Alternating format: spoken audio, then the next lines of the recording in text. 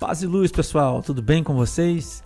Bem-vindos a mais um vídeo aqui do canal do Movimento Raiz J. Nós estamos nesse momento de retomada, de reinício dos trabalhos aqui no canal. E nesse momento nós estamos lançando 2 vídeos para esse momento especial. Esse de hoje e tem mais um já lançado no canal. Por isso, se você não assistiu ainda, quando terminar esse, corre lá para assistir o outro, que eu tenho certeza que vai abençoar a sua vida. O vídeo de hoje é um relato bastante pessoal, bastante difícil para mim falar sobre, mas acho extremamente necessário falarmos sobre isso. Hoje nós vamos falar sobre abuso emocional na igreja. Vamos para o vídeo de hoje.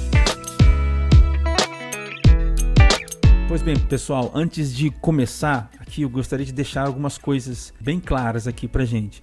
Em primeiro lugar, assim, eu queria dizer que eu orei bastante. O que aconteceu comigo, o que eu vou relatar para vocês, aconteceu em 2021.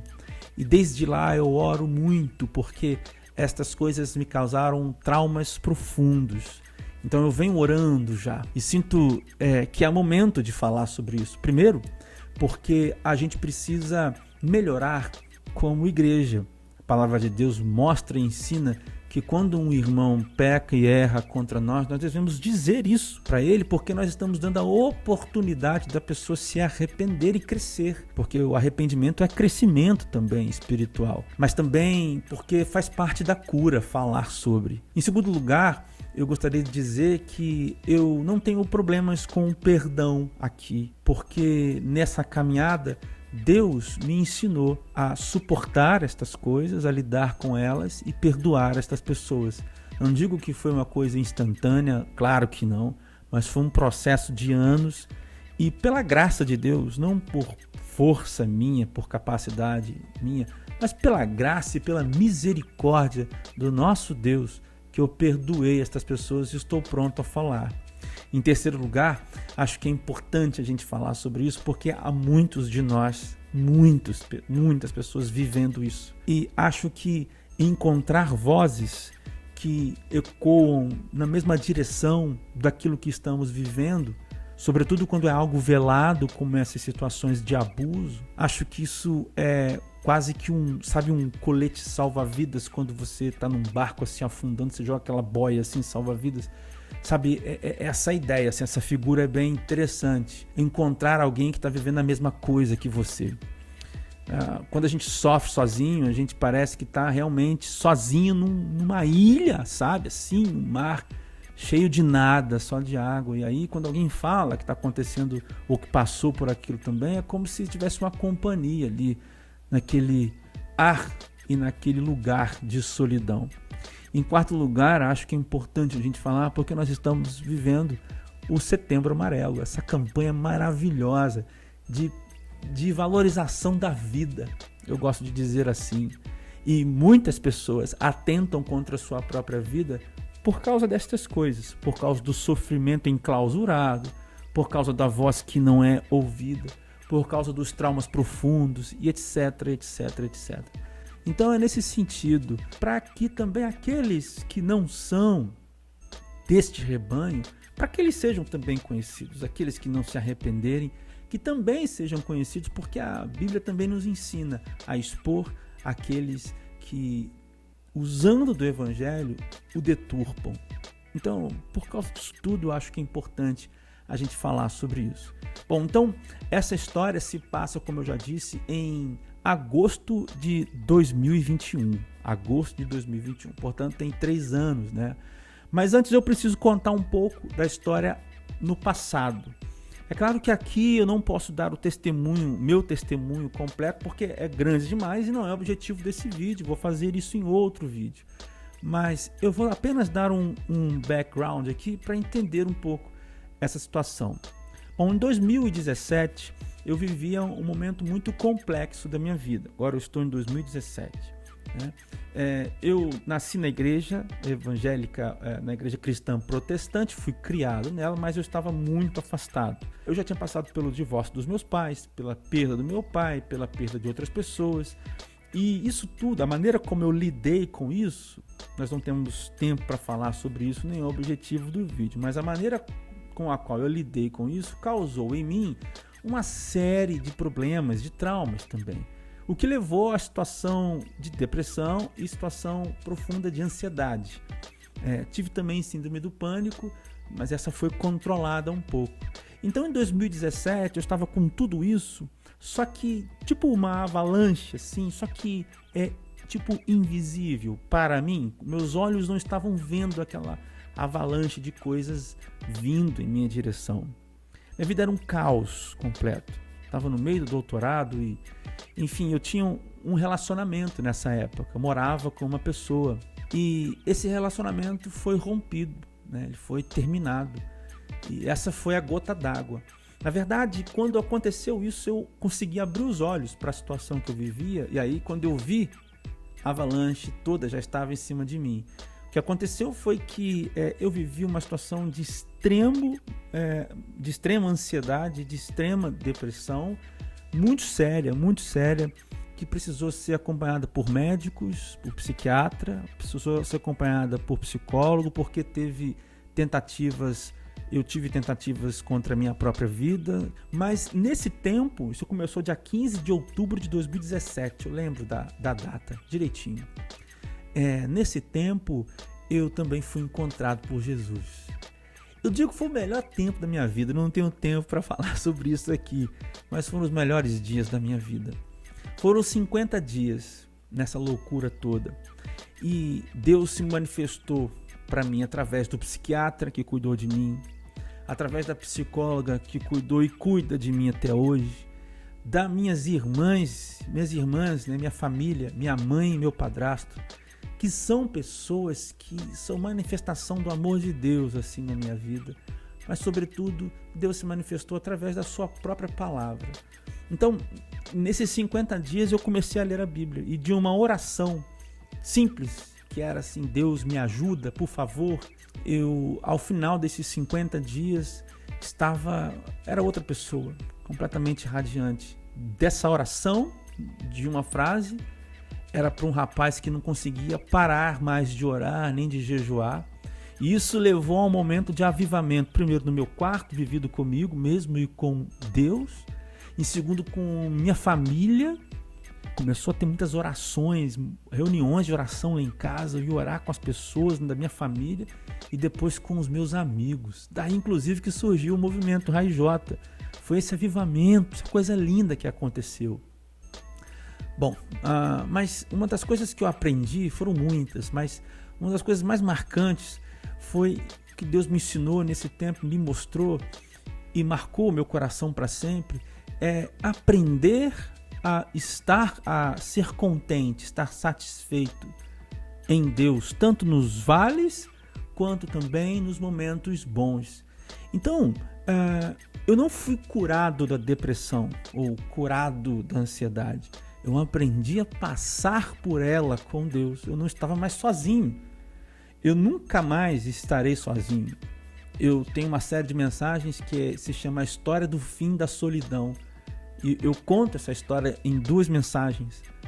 E foi exatamente isso que aconteceu comigo. Eu nunca mais estarei só. Se vierem os vales, e eles virão, a vida é feita de vales, de dificuldades, de muita dificuldade. Deus escolheu estar comigo. E se vierem também os dias bons, Deus escolheu estar comigo. Isso mudou a minha vida. Mas o que eu quero dizer com isso é que eu não fui curado da depressão, da ansiedade. Eu convivi com ela. E por isso eu continuei o tratamento, continuei psiquiatra, continuei o psicólogo e faço até hoje esses tratamentos. E isso tudo é graça e provisão de Deus também na minha vida, tenho certeza disso. Bom, eu então voltei para os Estados Unidos depois disso. Fui para os Estados Unidos para concluir meu doutorado, passei uma temporada estudando lá, voltei e antes de ir para os Estados Unidos eu me tornei membro de uma igreja que eu estava muito apaixonado por isso tudo. A igreja, inclusive, onde eu nasci e cresci, né? Meus pais foram fundadores dessa igreja, inclusive. E muito bem, voltei dos Estados Unidos para cá e comecei a trabalhar, a gente foi trabalhando. Daí veio a pandemia, e a pandemia dificultou um pouco as coisas, eu tive que parar com alguns trabalhos e algumas coisas.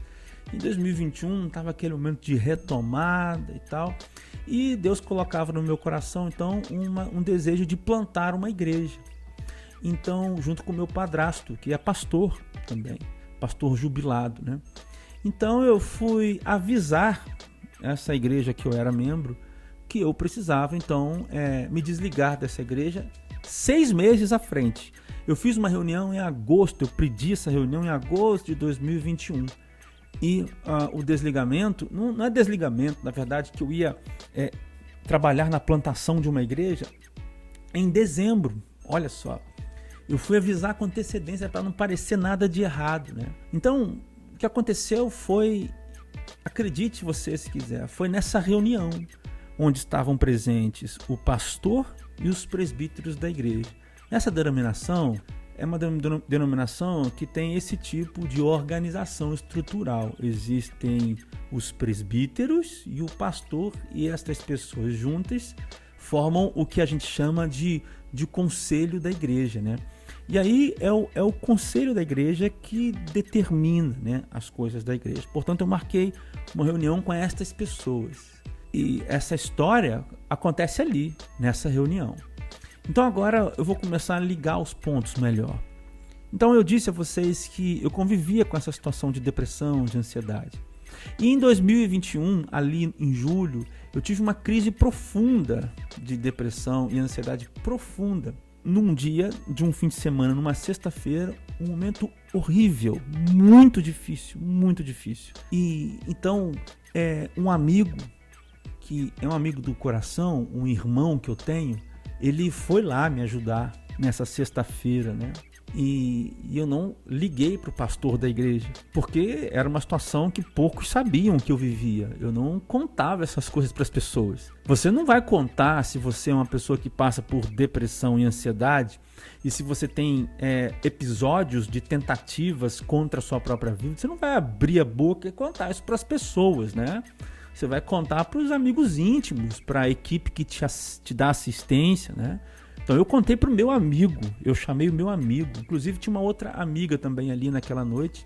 Pois bem, então nessa reunião houve ali um desacerto de informações e de repente eu me vi sendo cobrado pelas pessoas ali que estavam como alguém que abandonou a igreja. Mas a gente estava na época da pandemia e eu era responsável pela edição de vídeos, né, da igreja. Eu não conseguia mais dar conta do ministério de jovens da igreja, que eu era o líder. Eu fazia lives com eles, lembra das lives do Instagram? Pois é, eu fazia 3 lives por semana e editava os vídeos. Naquela época a gente estava começando a transmitir, porque 2020 inteiro foi gravado o culto. Eu editava os arquivos gravados e subia para o YouTube. A gente não transmitia, porque eu não sabia direito fazer aquilo. Foi uma novidade para muita gente, não é? Então fui cobrado naquela reunião por ter assim falhado com a música da igreja, porque como eu falei, eu sou músico, né? Minha profissão é essa. Sou compositor, pesquisador, pianista e regente, maestro de orquestra. Então eu fui cobrado por ter deixado a igreja na mão, a música, por ter deixado alguns jovens. E eu disse, mas eu estava fazendo o que a igreja precisava. Então, num certo ponto dessa reunião, o pastor da igreja levantou, né, e disse, mas você faltou domingo e você não me contou por que você faltou domingo. E era justamente o domingo depois daquela sexta-feira que eu passei mal, que aquele amigo foi me ajudar, que eu falei há pouco tempo atrás. E eu falei, mas eu não tenho que falar essas coisas. Mas esse amigo meu meio que tinha falado para esse pastor o que tinha acontecido, porque ele ficou preocupado. Então, essa situação foi colocada ali para que todos soubessem. Isso foi muito humilhante, quando as pessoas souberam o que aconteceu. Mas antes disso acontecer, eles já tinham levantado contra a minha voz. Um presbítero tentou realmente vir para cima de mim, brigar comigo. Então, quando as pessoas souberam disso que tinha acontecido comigo há poucos dias, porque essa reunião foi poucos dias depois dessa sexta-feira, eu olhei para o pastor e disse a seguinte frase: você vai deixar com que eles façam isso? Esses olhares, essas acusações, essas falas, sabendo o que aconteceu, porque esse pastor viu meu sofrimento lá em 2017 também de perto. Ele ficou em silêncio. E eu comecei a me sentir mal ali. Comecei a tremer, passar mal. uma cãibra assim que vai dando nos dedos, é uma espécie de resposta do sistema nervoso, né? Eu tive uma reação só, que foi ligar para o meu padrasto, que é pastor dessa mesma denominação, um homem muito respeitado. Aliás, eu mandei uma mensagem para minha mãe, a minha mãe que mandou mensagem para ele ir lá correndo me acudir nessa reunião. Pessoal, foi alguma coisa assim inimaginável. Vocês não conseguem imaginar o que foi aquilo. Então, alguém que já está numa posição de sofrimento, né? De passar por coisas horríveis que é assim, olha, a ansiedade, a depressão profunda, como eu disse no começo do vídeo, essas pessoas precisam ser respeitadas. E naquela situação ali, vivendo aquelas coisas e tendo que ouvir aquelas pessoas, e ao mesmo tempo aquelas coisas que eu vivia foram reveladas, que vergonha, eu senti envergonhado ao mesmo tempo. E aí meu padrasto chegou. Então quando ele chegou, as pessoas mudaram completamente, né, assim, a maneira de falar, né? E eu pude ver ali falsidade, eu pude ver ali mentira, eu pude ver ali um monte de coisas que, graças a Deus, eu os perdoei. Mas essas pessoas não podem achar que elas estão impunes. Essas pessoas não podem achar que elas podem fazer um mal como esse e simplesmente elas não precisam nem melhorar. Elas não podem achar que isso não foi algo sério, porque elas podem fazer isso com outra pessoa. Eu tinha alguém ali, e tenho até hoje, esse padrasto que eu chamo de pai, alguém que me acolheu, né, me acudiu naquele momento. Depois a minha namorada na época, hoje ela é minha esposa, ficou comigo e ela viu cenas horríveis, porque depois daquela reunião eu tive uma crise terrível. Olha, não sei se vocês já viram pessoas com crise de ansiedade, mas é uma cena muito terrível de se ver, né? O que a pessoa faz em ansiedade aguda, desde se bater, de se jogar de lugares, gritar, espernear, é uma falta de controle muito difícil de lidar. E então aquela reunião acabou, meu padrasto me tirou dali, eu saí daquela igreja, nós então começamos um trabalho de plantação numa igreja, e num outro vídeo eu conto o final desse trabalho de plantação, o que Deus fez. Não é o objetivo deste vídeo agora, mas então aconteceu desse jeito que eu contei para vocês aqui agora. Eu jamais pensaria que isso pudesse acontecer numa reunião de um conselho de uma igreja.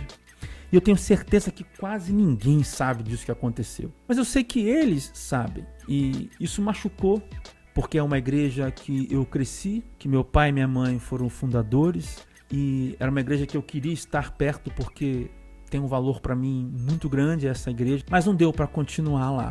E aqui eu estou então gravando esse vídeo. Como eu disse no início, eu já os perdoei por isso. Porque se não tivesse perdoado, eu não conseguiria nem falar sobre isso, né? O perdão é uma espécie, quando você perdoa, é também dor, né? A gente precisa compreender que ser refém de algo que alguém fez a você é dor.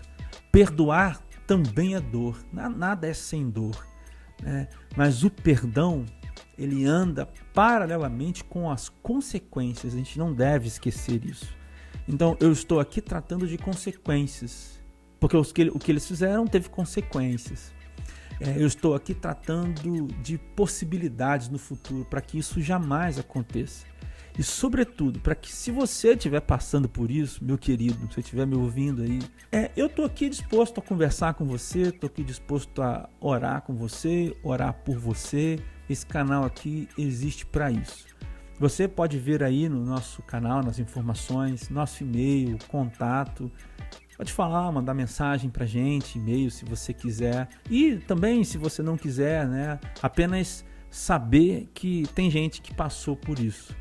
Eu gostaria de terminar esse vídeo fazendo uma oração. Eu queria orar por essas pessoas que se sentem abusadas emocionalmente na igreja. E quero te dizer isso, que a gente pode passar pelos problemas mais difíceis e pelas melhores fases. Não são as situações ou o entorno delas que nos definem, é a companhia. Minha pergunta é, você está com quem? Você vai chorar mesmo? Vai ser difícil mesmo nas épocas difíceis? vai ser doloroso, vai ser mesmo, a vida é real. Mas a diferença é a companhia, com quem a gente passa. E o apóstolo Paulo diz em 1 Coríntios, capítulo 1, versículo 18, que esse negócio é loucura mesmo. Falar de um Deus que criou todas as coisas e que se faz entendível, como Colossenses diz, que Jesus é a imagem de um Deus invisível, um Deus que se faz entendível para pessoas tão pequenas e inferiores como nós. Isso tudo parece loucura, né, quando eu falo. Eu sei, eu sou cientista e parece loucura, mas eu quero te dizer que é na transcendência da realidade que a relação do homem com Deus se estabelece. É real esse negócio, eu não estou falando aqui de jargão e de coisas, estou falando de uma coisa real. Deus é real e Deus se relaciona. Para além das explicações, Deus se faz presente. Eu quero orar por você, vamos orar? Senhor Deus, Pai querido, Pai amado, muito obrigado por esse vídeo aqui que a gente falou, que a gente gravou aqui, conversou com os meus amigos, os meus irmãos, sem nem quem é Deus que está ouvindo essas coisas. Mas o Senhor sabe. E eu quero pedir, Deus, agora, que o Senhor abençoe essas pessoas que talvez passem ou passaram por essas situações. Pai, os traumas, mostra a elas que o Senhor estava lá nos dias mais difíceis. Naquele momento lá de dor, de trauma, o Senhor estava lá. E o motivo delas estarem em pé é porque o Senhor continua lá do lado delas. Mostra a elas, Deus, aqueles que o Senhor escolheu, mostra a eles que eles são teus filhos. Aqueles que ainda não te conhecem, abre os olhos e estende a tua graça até estas pessoas. Renova a vida no coração das pessoas, transforma as vidas nessa noite, ou nesse manhã, ou nessa tarde, seja onde, quando, como estas pessoas estiverem. E se porventura também, Deus, alguns que me escutam são pessoas que cometeram isso contra outros, Pai, que haja arrependimento e que haja perdão para a honra e para a glória, Deus, do teu nome, sempre. Porque o Senhor que merece toda a honra e toda a glória. E assim, Deus, que a gente, Pai, consiga, através disso tudo, observar o envergonhamento do inimigo de nossas almas, daquele que quer nos derrubar. Venha nos fortalecer, Deus, através dessas experiências. Eu te louvo por tudo e te agradeço por tudo. Obrigado por me salvar. Obrigado por ser misericordioso e derramar graça sobre graça na minha vida e na vida dos meus irmãos. É assim que a gente ora, no nome do teu Filho amado Jesus. Amém. Querido, Deus te abençoe e a gente está aqui no próximo vídeo. Fica aí, se você não se inscreveu no canal, se inscreve aí. Tchau, tchau, até a próxima. Paz e luz.